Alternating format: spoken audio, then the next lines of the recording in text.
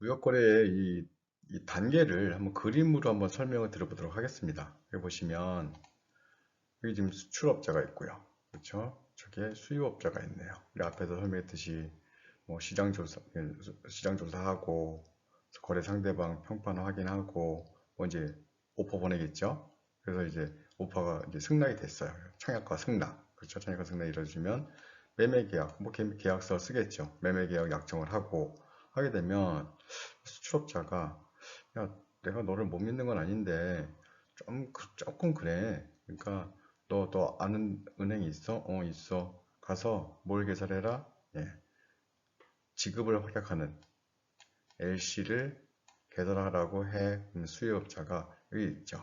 개설은행이 나오죠. 그러니까 이슈라고 그러는데 이슈뱅크에서 개설은행. 그래서 개설은행 가서 여기 신용차 하나만 개설해 주세요. 그럼 그냥 해주지 않겠죠. 다 수수료 받고 그리고 처음 보는 수입업자시네요. 자, 그러면 돈 안 주면 왜? 개설되면 조건이 무조건 돈을 줍니다. 그게 이 LC의 무서운 거예요. 무조건 돈을 주기로 하기 때문에 개설은행은 함부로 하는 게 아니에요. 해주는 게. 그러니까 처음 보시는 분인데 뭐 하게 되면 일명 그거죠. 디파짓 깔아놓고 가든지 그죠? 예금해놓고 예금 주는 당신인데 뭐 인출은 됩니다. 뭐 이런 것들. 그리고 이제 아무튼 개설은 절대 손해볼 일 안 합니다. 개설이 되게 되면 그래서 이제 이 개설은행이 그 LC 개설한 그 LC를 보내줍니다. 어디 보내주냐면 여기 있네요. 인폼뱅크 알려주는 통지은행한테 신용장이 도착했습니다. 띵동. 그러면 통지은행이 왔어. 뭐가 LC가 그래요? 이제부터는 수출업자는 수입업자가 보이지 않습니다. 왜? 굉장히 바빠요. 자기 일 해야 돼. 자기 일. 왜? 돈 줄 거니까. LC. 아하. 그러니까 여러분들 보세요. 이제 이런 얘기 나오는데 LC의 수익자는 누굴까요? 수익자, 베네피셔리 누가 이득을 보는 겁니까? LC가 개설되게 되면 그렇죠. 여러분들 이게 뭐 무역영어 이 시험 하면 가끔 나오는 건데 수출상이에요. 수입상이 아니죠. 수입상은 개설을 의뢰했을 뿐 대금의 지급 명확한 정확한 지급을 확약한 담보하는 개설의 LC는 수출업자가 제일 좋은 거죠. 그러니까 수익자 베네피셔리는 당연히 수출업자다. 뭐 이 정도까지 여러분들 흐름을 보시고 자 수출업자가 돈 준다고 하니까 물건 열심히 만들거나 근데 거의 만드는 일은 없어요. 사갖고 오는 거지. 그렇죠? 수출업자가 물건을 만들거나 그렇죠? 물건을 사오거나 물건을 확보를 했어요. 물건을 확보를 하고 그럼 확보한 물건을 잘 포장을 해서 컨테이너 넣고 박스에 넣고 박스도 개별 포장하고 내장하고 외장하고 이제 3대 포장이 세 가지죠. 개장, 내장, 외장 세 가지 하고 다 싸서 실었 이제 배에 실게 되면 이제 뭐 하는데 배에다 그냥 실는 게 아니라 그냥 다 자기가 알아서 한다고 했을 때 수업자가 배에다 딱 실을 때 배는 주인이 있죠. 네, 배의 주인을 선주라고 하죠. 또 거기서 이제 배의 이제 최고를 선장이라고 하고 항해사도 있고 막 하는데 배에다 실으면 요즘 여러분들 이제 들어보시면 알겠지만 가끔 뉴스에 나옵니다. 컨테이너, 컨테이너라고 하죠. 있잖아요, 컨테이너. 그렇죠? 컨테이너. 뭐 25.5피트 뭐 이렇게 큰 거, 뭐 40몇 하는데 컨테이너 선에 요새 큰 컨테이너에는 몇 개나 실릴까요? 갑자기 100개? 200개? 1000개? 예. 요즘에 그 용량이 2만 개까지 갑니다. 2만 개. 2만 기가 아니라 2만 개. 컨테이너, 여러분들 알고 있는 그 컨테이너. 그쵸? 그러면 그 컨테이너가 2만 개 정도 실리려면 얼마 정도 해야 됩니까? 길이가 400m. 그쵸? 높이가 막 80m. 뭐, 여러분들 가끔 영화 보면 뭐, 스파이가 막 컨테이너에서 이렇게 점프 이렇게 확 바다에 뻥 더. 그럼 죽어요. 80m인데. 그쵸? 축구장 5개. 여러분들 축구장 뛰어보셨습니까? 그런 축구장 5개가 여기 있는 겁니다. 이렇게 5개가. 이 배 크기가 어마어마하죠? 2만 개. 축구장 5개, 80m, 400m 선장이 처음 모은 선원이 마음에 그러면 이제 절대 안 되는데 예를 들어서 이제 그렇죠 이제 저건 얘기지만 마음에 안 들어 때릴 수는 없죠. 그냥 선수부터 선미까지 선수는 이제 맨 앞부터 선미까지 끝까지 오리구 걸음으로 갔다 와 걔 못 옵니다 그날. 그렇죠 당연히 못 오죠. 이렇게 큰 배에 컨테이너가 이렇게 실지는 않아요. 위험하니까. 2만 개 이상 지금 싣고 있어요. 막 맨날 나와요, 이제. 한 달에 한 번씩. 이번에는 최대 크기의 컨테이너가 맨날 최대래. 그렇죠. 맨날 개수가 늘어나고, 그렇죠. 이 배수량이 커지면 이제 배가 맨날 최고니까. 아무튼, 2만 개가 실렸는데, 선주 또는 선장 입장에서 어떤 사람이 컨테이너 하나를 실어달라고 했는데, 이 2만 개 중에 어떻게 찾습니까? 무슨 얘기인가 하니 컨테이너를 배에 싣게 되면 이 선박회사 쪽에서 내가 네 물건을 받았고 계약을 했는데 그렇죠? 계약을 했고 뭐 계약서고 위탁을 받았고 그죠? 거래 명세서고 뭐 상품에 대한 이 권리 증권이 이런 받았다는 증서를 하나 줍니다. 증서. 여러분들이 물건을 반품할 때도 그 택배 아저씨가 뭔가 이렇게 수정지 하나 주죠. 아무튼 2만 개 중에 한 개를 내가 이 컨테이너 하나가 네 거니까 나중에 와서 저기 저 파란색 한진이가 찍힌 거, 저 현대가 찍힌 거, 뭐죠? 뭐 머스크가 찍힌 거 저거 제 거예요. 절대 줄 수가 없어요. 무슨 얘기인가 하니 물건을 받았으니까 너 나중에 이 물건 찾으러 올 때 이걸 제시해. 그러면 그때 내가 그 물건을 줄게. 그게 바로 BL이죠. BL. 그렇죠? BL입니다. Bill of Loading. 그러니까 누가 발행한다? 선박 쪽, 그렇죠? 이 선장, 선주, 이 배에 관련된 사람들이 나중에 네 컨테이너 찾으려면 이거 무조건 갖고 와야 돼. 그래야 나는 너한테 물건 줄 거야. 예, 그럼 이 물건 누가 받았다? 야, 수출업자가 받았죠. 본인이 배 선정을 했으니까. 예, BL이 발생이 됐습니다. 또, 그렇죠? 두 번째, 자, 보험증권 발행되겠죠? 보험증권. 뭐라 그랬었죠? 보험증권 영어로 인슈런스 폴리시, 그렇죠? 보험증권 발행돼 있을 거고요. 자, 명세서, 세금이나 그렇죠? 어떤 수출 통관할 때 뭐뭐뭐뭐 명세가 어떻고 뭐 개수가 얼마고 몇 개고 그렇죠? 원가가 얼마고 막쭉 쓰는 명세서 뭐라 그랬었죠? 예, 발음, 예, 송장. 특히 커머셜 인보이스, 상업송장, 그죠? 상업송장, 커머셜 인보이스. 그리고 또 뭐가 필요하다 했었죠? 너 어디서 왔니? 예. CO, Certificate of Origin. 여러분들이 그쵸? 요런 거 다 보실 때 제가 추천드리는 그 동영상이 있어요. 미생이라고. 이제 몇 년 됐는데 장글에도 나오고 뭐 오차장도 나오고 김대리도 나오고 그 김대리는 요즘에 이제는 그렇죠. 그 슬기로운 의사생활에서 예, 그 산부인과 의사 친구 이름은 잘 기억이 안 나고 아무튼 위생에서 이런 장면이 나옵니다. 오차장이 김대리를 막 나무라요. 야, 너 어떻게 일을 그렇게 하는 거야? 했더니 제가 그래서 이제 갑자기 장거리가 지나가다가 다른 부서 못 물어보니까 다른 부서 직원에게 아니 저기 김석호 씨 무슨 일이세요? 그랬더니 사실은요 그 밀리터리 수출권 막 얘기하면서 천 수출하는데 김대리와 유럽의 바이어가 막 이제 계약 협상을 할 때 유럽 바이어가 이렇게 얘기를 흘립니다.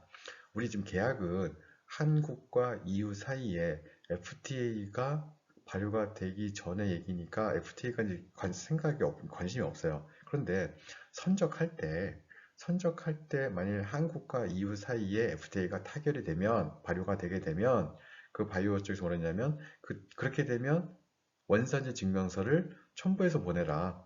근데 이 김대리가 흘려들은 거예요. 그리고 막상 이제 내일 배가 이제 뜰 거예요. 다 실었어요. 떴는데 갑자기 유럽 바이어가 그때 우리 계약서상 얘기할 때 했던 거 기억나지? 우리 한국과 EU 사이에 FTA가 발효가 됐으니까 원산지 증명서 첨부해.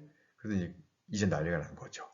그 서류 만드는 게 쉽지가 않아요. 왜 그러냐면 셔츠를 만들었으면 그 셔츠의 단추라든지 실이라든지 염료 이게 다 다를 거 아니에요.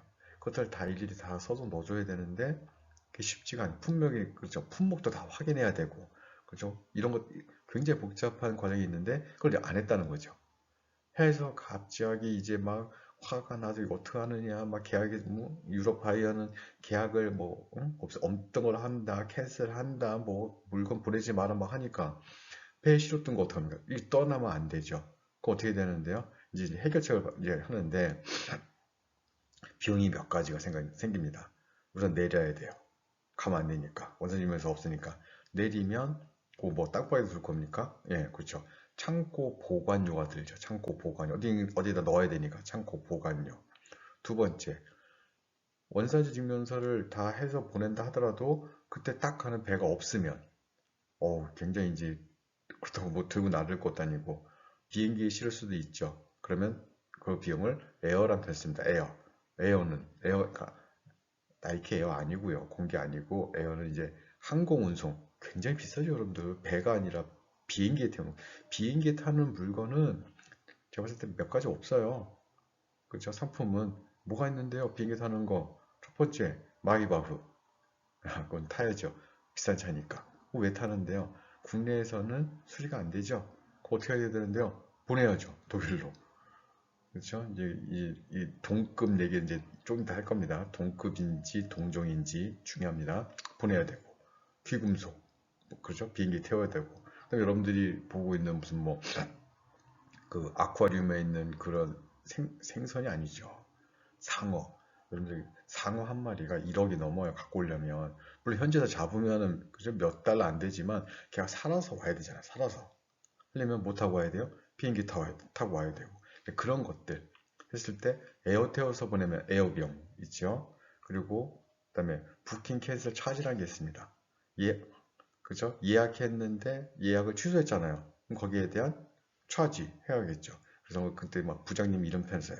야, 창고 보관료에 에어에 부킹 캔슬 차지까지 어떻게 할 거야? 그랬더니 또 차장이 그래도 해야죠. 신용이 문제인데. 그렇죠. 신용이 문제죠. 약속한 날짜에 바이어가 요구했던 그렇죠. 그 시기에 그 장소에 물건을 가져다 줘야죠. 그게 바로 신용의 문제이니까. 그래서 자 서류가 발행이 되는데 자 BL 그렇죠. 보험증권 그다음에 상품 송장 그다음에 원산지 증명서 다 누가 가지고 있다? 그렇죠. 수출업자 가지고 있죠. 그러니까 그러면 다시 이 서류가 제일 필요한 사람은 누구일까요? 제일 필요한 사람. 그렇죠. 당연히 수입업자죠. 이게 있어야 물건 찾을 거 아니에요. 이게 뭔가 지금 흐름이 보이죠. LC의 수익자는 수출업자다. 얘 아닌가요? 아니죠. 얘 때문에 돈 받을 수 있으니까 얘가 제일 좋은 거고. 이게 필요한 사람은 수출업자는 이게 필요 없어요, 사실은. 왜? 내가 물건 찾을 거 아닌데. 그럼 물건을 찾으려면 누가 필요하다? 수입업자. 그러면 이 서류가 필요하니까 수입업자는, 그렇죠. 돈을 가져다 줄 수밖에 없는 거죠. 이제 보이죠? 이제 흐름이. 그래서 이 수입업자가 쫙 해서 얘네들 이제 운송 서류를 쫙 해서 나중에 이제 뭐 설명하겠지만 뭐 환엄을 발행을 한다, 뭐 제시한다 하는데 뭐 그거는 이제 나중에 얘기하도록 하고 아무튼 수입업자가 운송 서류를 누구한테 여기 보시면 매입이라 되어 있어요. 얘를 이걸 이렇게 이제 이걸 사주는 거죠. 사주는데 이거를 사서 뭐 돈을 주면 이거는 진짜 엿장수죠. 물건 주고 돈 주니까 돈 받으니까. 근데 이게 아니라 이제 여기에 이제 금융거래가 하나 들어갑니다. 사실은 금융거래가 왜 이거 주고 돈 받으면 진짜 뭐예요? 엿장수잖아요. 물건 주고 돈 받았으니까 그렇게 하는 게 아니라 얘는 부부하는 거예요. 물건이 있구나. 그렇지? 그 은행 거래하는 거죠. 수출업자와 하는 사이 뭐 추심을 하던 환원 거래를 하던 아무튼 할인을 하던 그러니까 뒤에서 이제 다시 설명하니까 그때 다시 보시도록 하고 아무튼 뭔가 사줘요. 누가? 매입은행이. 가지고 수출 대금을 줘요. 오케이. 받았어. 오케이. 그럼 이제 매입은행이 개설은행한테 너 이거 네가 개설했지? 했어. 자, 서류 송부한다. 오케이. 그러면 이제 틱틱 누가 나올까요? 뭐 팩스로 보내도 되고 하지만 이제 예를 들어서 이제 뭐 페덱스입니다. 뭔지 알겠죠? 빠른 그죠? 송달 했을 때 뭐 이제 대표적인 이런 서비스 업체가 있죠. 뭐 FedEx, UPS, 그 다음에 DHL. 이게 이거 택배 회사인가요? 여러분들 어마어마한 분류 회사예요. 택배 회사가 뭡니까? 그죠? 자, FedEx, DHL, UPS라면 처음 들어보셨을 거예요. 여러분 FedEx는 들어보셨을 거고, 캐스트어웨이 영화 보세요. 좋은 영화 있습니다. 캐스트어웨이에 나오는 그죠? 톰 행크스가 나타냈던 회사가 FedEx. 왜 유명한데요? 캐스트어웨이 전체적인 영화 한 편 보고 나면 기억나는 게 뭐야? FedEx밖에 없어요. FedEx 직원이면서 러시아에 가서 물류 그 시스템 확인하면서 돌아오는 길에 FedEx 그 비행기가 그렇죠. 추락을 해서 섬에 혼자 딱 떨어져서 거기서 5년간 혼자 원시인처럼 사는 그런 장면이 나오면서 이제 그게 바로 캐스트어웨이고 FedEx고 DHL 여러분 아시죠? 노란색 옷 입고 다니시는 분들 DHL 아마 UPS를 이제 처음 들어보셨을 텐데 3대 물류업체입니다. 유나이티드 파슬 서비스. 옆집 아저씨가 야 내가 저기 UPS 내가 아는 사람인데 소개시켜 줄까? 거기 잘 모르겠는데요. 저는 그냥 대한통운, 로젠, CJ, 한진 이런 안 됩니다. 저기 좋은 그쵸. 유나이티드 파슬 서비스 통해서 서류가 쓱 가죠. 띵동 도착했습니다. 개설은행이 이제 이 서류를 다 가지고 있는 거죠. 보이시죠? 운송 서류. 야, 돈 갖고 와. 그죠? 제시하고 돈 받고. 그럼 개설은행은 돈 정확히 받았네요. 그죠? 수수료 정확히 받았네요. 이 서류가 가장 필요한 사람 누구니까? 수입업자니까. 갖고 올 수밖에 없어요. 그렇죠? 그러니까 이 전체적인 흐름이 지금 굉장히 복잡한 것 같은데 이걸 왜 이렇게 했을까 생각을 한번 해보세요. 출상은 걱정이 뭐예요? 그렇죠? 제가 물건을 잘 보내줬는데 돈을 못 받을 걱정. 수입업자는 돈을 줬는데 이 서류 이거 못 받아갖고 물건 못 받을 이런 걱정 하니까 그 양쪽의 걱정들을 다 해결해 주는 거죠. 그 사이에 누가 들어간다? 그렇죠. 은행들이 들어가서 은행의 신용을 이용을 해서 수출업자와 수입업자의 그런 불안감을 해결했다. 그런데 거기에 뭐가 들어간다? 그렇죠. LC라는 레터 오브 크레딧이라는 개설은행이 그렇죠. 그래서 이제 우리가 뒤에서 조금 이제 설명하겠지만 LC는 그래서 여러분 무서운 거예요. 개설이 되면 무조건 개설은행이 돈을 준다. 그래서 이제 우리가 뭐라 그러냐면 무역거래는 항상 물건을 보고 하지 않아요. 그러다 보니까 항상 문제가 생겨요. 뭐만 본다? 서류만 보죠. 서류가 돼 있는지 안 돼 있는지 완벽한지 안 한지 서류만 보다 보니까 항상 그 물건이 뭐 예를 들어 우리 앞에서 일주차에 배웠던 물건이 안 오고 돌이 왔네 뭐 이런 거 올 수 있잖아요. 그래서 서류 때문에 그죠? 신용장에 무슨 성? 그렇죠. 추상성이라는 얘기가 나옵니다. 확인하지 않고 뭐만 본다? 그렇죠. 서류만 본다. 서류. 두 번째, 요 개념이 약간 여러분들 이해 안 될 수도 있는데 그냥 받아들이세요. 어쩔 수 없어요. 신용장의 독립성. 이게 지금 무역거래 때문에 이 신용장이 개설이 됐지만 신용장이 개설이 되면 또 다른 새로운 금융거래가 발생을 한 거예요. 그래서 이 무역거래와는 관련이 있는 듯 하지만 또 상관없이 독립적으로 개설은행은 수출업자에게 그러니까 이 매입은행에게 돈을 주고 그죠? 이 매입은행은 수출대금을 지급을 하고 그래서 바로 신용장의 독립성이라고 하죠. 무역거래 때문에 발생을 했지만 금융거래가 새롭게 독립적으로 하나 또 발생을 했다. 그래서 신용장의 추상성, 신용장의 독립성이라는 표현이 나옵니다. 꼭 기억하시고요. 그래서 이런 흐름을 통해서 국제 무역 거래가 이루어지고 있다고 말씀을 드릴 수가 있겠습니다. 무역 그 거래를 단계별 프로세스를 세 가지로 나눠 봤습니다. 첫 번째, 계약 체결. 또 하나가 계약의 이행. 그리고 세 번째가 계약의 종료. 자, 계약 체결에는 시장 조사하고 그리고 청약, 오퍼하고 승낙하고 무역 계약하고 이게 계약의 체결이죠. 그래서 수출상과 수입상 사이에 계약의 체결 과정에서 시장조사, 청약, 승낙, 무역계약. 그럼 이행은 수출상은 어떤 이행을 해야 되죠? 예, 물건을 만들거나 물건을 수배하거나 물건을 확보하고 그래서 물품의 생산 조달을 하고 그 물건을 수입상이 원하는 장소 또는 그죠? 지정된 장소까지 보내기 위해서 운송 계약하고 물건의 리스크를 그쵸? 없애기 위해서 보험 계약하고 그 과정 속에서 그 모든 것이 이루어지게 되면 대금 결제 그리고 돈을 받고 돈을 주고 이런 대금 결제 이게 바로 계약의 이행이죠.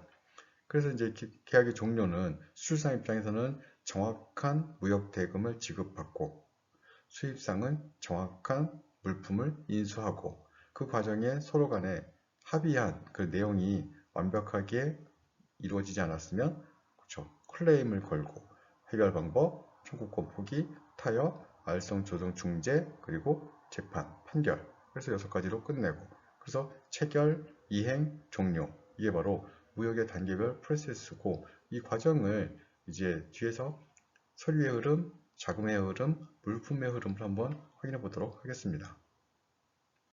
무역거래의 3가지 흐름은 첫 번째, 물품의 흐름. 어디로부터 어디로? 예, 수출상으로부터, 자, 수출상으로부터, 익스포트로부터 수입상으로. 예, 물품이, 상품이 흘러가죠. 플로우처럼 흘러가요. 자, 대금의 흐름은, 예, 임포터로부터 익스포터, 즉, 수입상으로부터 수출상으로 또 대금이 흘러가죠. 그러면 이제 3가지 흐름으로 이제 전체적으로 보게 되면, 자, 우리가 첫 번째 뭘 개설한다고 했었죠? 자, 처음에 이제 계약서 쓰고요. 그냥 오퍼, 그죠? 오퍼. 그다음에 계약서, 그다음에 LC, BL, 그다음에 인슈런스 폴리스, 그러니까 보험증권, 커머셜, 인보이스, 서티피케이트 오브 오리진. 자, 서류 흐름도 보이시죠? 오퍼를 보내고 승낙을 하고 계약서 쓰고 LC 개설하고 물건 실으면 BL 발행되고 그 다음에 보험 들면 보험증권 발행되고 그 다음에 명세서 커머셜 인보이스 발행되고 그 다음에 서티피케이트 오브 오리진 발행이 되고 이거를 부보를 해서 수출상은 대금을 지급을 받고 그래서 매입은행은 이 서류를 페덱스, DHL, UPS 그건 제가 이제 유통 그 국제 운송 얘기하려고 지금 계속 얘기하는 겁니다. 그렇죠? 그런 3대 회사가 이용할 수도 있고 안 할 수도 있죠. 그냥 기억하라고 말씀드리는 거죠. 여러분들 꼭 그 회사만 이용해야 되는 아니에요. 국제 복합운송증권, 복합운송업자 얘기하려고 지금 자꾸 꺼내는 겁니다. 아니에요. 그냥 기억하시라고요. 회사니까. 물건을 이 서류가 가게 되면 누구? 그렇죠. 어떤 개설은행? 그렇죠. LC 개설은행이 서류를 받아서 수입업자에게 제시하죠. 가져가. 이게 누가 제일 필요하니까. 그렇죠. 수입상이 제일 많이 필요하니까. 돈 갖고 와. 돈 받고 서류 주고. 그럼 수입상은 예, 도착지, 저 양육항 가서 뭘 제시한다? 그렇죠. 비를 제시하는 거죠. 이건데요. 그러면 선장이 컨테이너 2만 개 중에 하나 딱 찾아갖고 이거 어디 구역에 있으니까 버스 창고에 있으니까 찾아가세요. 받아오고 받으면서 수입 통관하고 어떻게 보면 1년의 과정이 스무스하게 물처럼 흘러가죠. 이 과정마다 이런 그러니까 흐름을 정확하게 하기 위해서 이런 서류들을 만들었던 거고 가서 아무리 우려봐도 필요 없어요. 그래서 서류 중심으로 무역 거래가 이루어진다. 그래서 앞에서 했다. 그렇죠? 무슨 성? 예, 추상성이죠. 추상성. 두 번째 또 뭐? 예, 독립성이죠. 무역 거래 때문에 개설이 됐지만 실질적으로 새로운 금융 거래가 또 하나 발생을 하였다. LC의 즉 신용장의 독립성. 예, 정확히 이해하셨으면 좋을 것 같습니다. 그래서 이런 물품의 흐름이라든지 대금의 흐름이라든지 서류의 흐름, 이 흐름을 자꾸 여러분들이 기억을 하셔야 돼요. 하시면서 이게 난 이해가 안 되는데 여러분들 어떤 사람도 처음부터 태어날 때부터 알고 나온 거 아닙니다. 과연 이 서류의 흐름이라든지 대금의 흐름이라든지 물품의 흐름이 어떤 과정에서 누가 이득이 되고 누가 책임을 져야 되는지 왜 이런 게 나왔을까? 곰곰이 생각을 해보세요. 그럴 수밖에 없었던.